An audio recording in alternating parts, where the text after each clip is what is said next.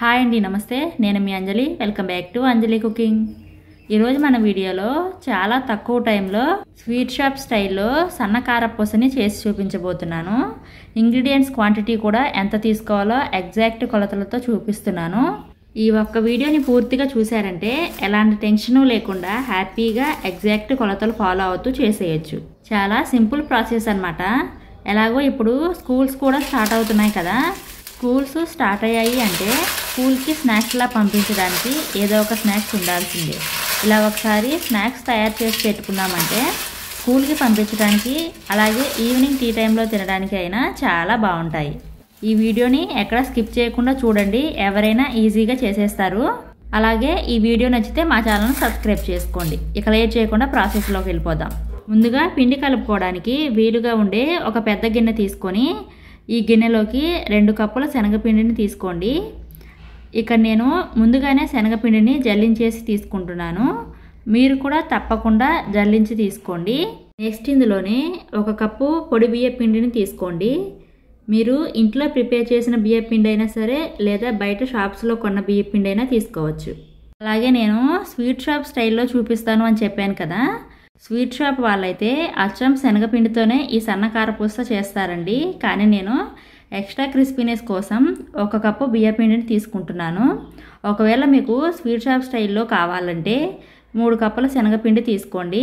బియ్యపిండి, శనగపిండి ఈ రెండు కూడా ఒకసారి అంతా బాగా మిక్స్ చేసేసేయండి. మిక్స్ చేసిన తర్వాత నెక్స్ట్ ఇందులో 1/2 టీ స్పూన్ వాము పొడిని వేసుకోండి.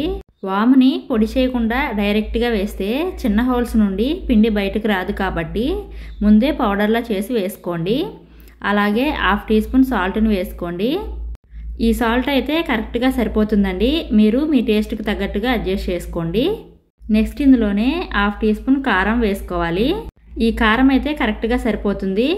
మీరు కారం ఎక్కువగా తినే వాళ్ళైతే ఇంకాస్త వేసుకోండి. అలాగే 1/2 టీ స్పూన్ పసుపు కూడా వేసుకొని మొత్తం అంతా కూడా ఒకసారి చేత్తో బాగా మిక్స్ అయ్యేలా కలపండి. ఇలా బాగా కలిపాక ఇప్పుడు ఇందులోనే 1 టేబుల్ స్పూన్ దాకా వేడి చేసిన ఆయిల్ని వేసుకోండి. మీరు కావాలంటే ఈ ఆయిల్ ప్లేస్లో 1 టేబుల్ స్పూన్ ఇంట్లో తయారు చేసిన బటర్ని అయినా తీసుకోవచ్చు. మనం ఇలా ఆయిల్ని కానీ బటర్ని కానీ వేయటం వల్ల కారపూస అనేది క్రిస్పీగా వస్తుందండి. ఇలా ఆయిల్ వేసిన తర్వాత ఆయిల్ని పిండికి బాగా పట్టించండి. ఇలా చేత్తో రబ్ చేస్తూ కలపండి. ఇలా రబ్ చేస్తూ కలిపామంటే పిండికి ఆయిల్ బాగా పడుతుంది. మనం ఎంత బాగా కలుపుకుంటే కారపూస అనేది అంత క్రిస్పీగా వస్తుంది. సో ఇలా పిండికి ఆయిల్ని కానీ బటర్ని కానీ బాగా పట్టించిన తర్వాత ఇప్పుడు ఇందులోకి నీళ్లను కొద్ది కొద్దిగా పోసుకుంటూ పిండిని బాగా కలపండి. నీళ్లు ఒకేసారి పోసేయకుండా కొంచెం కొంచెంగా పోసుకుంటూ పిండిని బాగా కలపండి. పిండి కన్సిస్టెన్సీ అనేది కొంచెం సాఫ్ట్ పిండి ముద్దలా ఉండాలి. మరీ పలచగా లేకుండా, అలా అని మరీ గట్టిగా లేకుండా పిండి కన్సిస్టెన్సీ చూసుకొని కలపండి. మీరు ఎక్కువ క్వాంటిటీలో ప్రిపేర్ చేయాలి అంటే 1 కేజీ శనగపిండికి 1/2 కేజీ బియ్యపిండి తీసుకొని చేస్తే సరిపోతుంది. ఇప్పుడు చూడండి, పిండి కన్సిస్టెన్సీ అనేది ఈ విధంగా ఉండాలి. ఈ విధంగా కలుపుకుంటేనే కారపూస అనేది మనకి ఈజీగా దిగుతుంది. ఇప్పుడు కారపూస చేయడానికి ఇలా సన్న హోల్స్ ఉన్న ప్లేట్ని తీసుకొని జంతికల గొట్టంలోకి వేసుకోండి. ఈ జంతికల గొట్టానికి కొద్దిగా ఆయిల్ని గ్రీస్ చేసుకోవాలి. ఇలా కొంచెం ఆయిల్ని గ్రీస్ చేయడం వల్ల పిండి అనేది అతుక్కోకుండా ఈజీగా వస్తుంది. ఇప్పుడు ఇందులోకి మనం కలిపిన పిండిని కొద్దిగా తీసుకొని జంతికల గొట్టంలోకి పెట్టుకోవాలి. పిండి కూడా పెట్టేసి పైన జంతికల మౌల్డ్ని కూడా పెట్టేసేయండి. ఇప్పుడు జంతికల గొట్టాన్ని పక్కన ఉంచి మరో పక్కన డీప్ ఫ్రైకి సరిపడా ఆయిల్ని తీసుకొని ఆయిల్ని బాగా వేడి చేయండి. ఆయిల్ వేడయిందా లేదా అనేది చెక్ చేయడానికి ఇలా కొద్దిగా పిండిని తీసుకొని ఆయిల్లో వేసి చూసారంటే వెంటనే పొంగుతూ పైకి వచ్చిందంటే ఆయిల్ వేడైనట్టే అండి. ఇప్పుడు మంటను లో ఫ్లేమ్లో పెట్టి అప్పుడు పిండి ఆయిల్లో ఒత్తుకోండి. మంటను లో ఫ్లేమ్లో పెట్టి పిండిని ఆయిల్లో ఒత్తుకున్నారంటే చెయ్యి కాలకుండా ఉంటుంది. ఇలా పిండి ఆయిల్లో ఒత్తేసుకున్న తర్వాత మంటను మీడియం ఫ్లేమ్లోకి పెట్టి ఫ్రై చేసుకోవాలి. కారపూసని ఎప్పుడూ కూడా హై ఫ్లేమ్లో కానీ లో ఫ్లేమ్లో కానీ అస్సలు ఫ్రై చేయకూడదండి. మీడియం ఫ్లేమ్లో పెట్టి ఫ్రై చేసుకోవాలి. లో ఫ్లేమ్లో పెట్టి ఫ్రై చేస్తే ఆయిల్ పీల్ చేస్తాయి. హై ఫ్లేమ్లో పెట్టి ఫ్రై చేస్తే ఈవెన్గా వేగవు, క్రిస్పీగా రావు. 2 నిమిషాలు ఒకవైపు ఫ్రై చేసుకున్న తర్వాత రెండో వైపు కూడా నిదానంగా తిప్పుకొని రెండో వైపు కూడా ఫ్రై చేసుకుని ఆయిల్లో నుంచి తీసేయండి. ఆయిల్లో నుండి తీసిన తర్వాత మళ్ళీ నెక్స్ట్ బ్యాచ్ వేసి ఫ్రై చేసుకోండి. వీటిని జంతికల్లాగా ఎక్కువసేపు ఫ్రై చేయకూడదండి, సన్నగా ఉంటుంది కదా పూస అనేది. సో అందుకని జస్ట్ 2-3 నిమిషాలు మాత్రమే ఫ్రై చేసుకొని తీసేయాలి. మరో విషయం ఏంటంటే కారపూస ఫ్రై చేసుకునే కడాయి కూడా అడుగు మందంగా ఉండేటట్టుగా చూసుకోండి. అప్పుడు కారపూస ఈవెన్గా వేగుతుంది.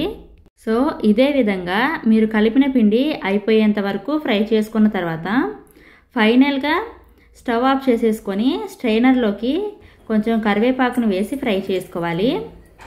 ఇలా స్ట్రైనర్ లాంటి దాంట్లో కరివేపాకు వేసి ఫ్రై చేస్తే కరివేపాకు ఆయిల్లోకి విడిపోకుండా ఉంటుంది.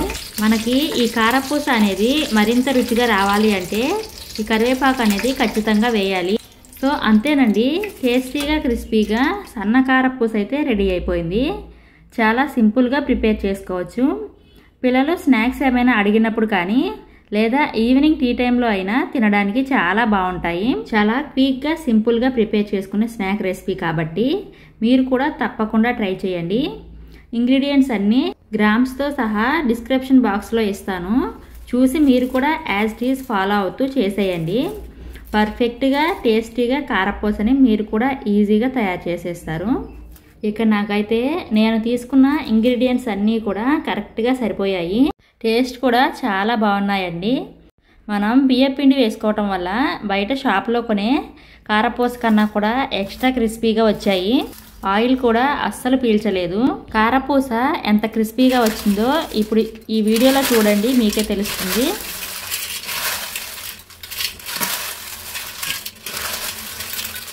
చూసారు కదా ఎంత పర్ఫెక్ట్గా వచ్చిందో.